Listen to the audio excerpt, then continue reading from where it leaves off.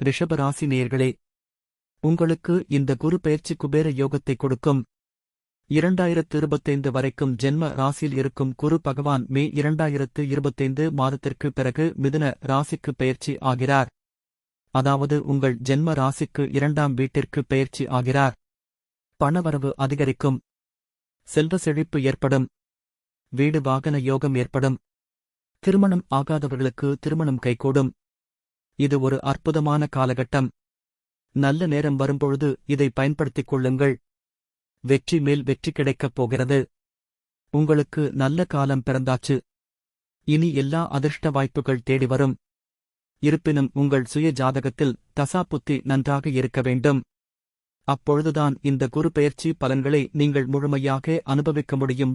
எந்த ஒரு புதிய விஷயத்திற்கும் ஜாதகம் பார்த்து முடிவு செய்யுங்கள். நல்லதே நடக்கும். வாழ்த்துக்கள்.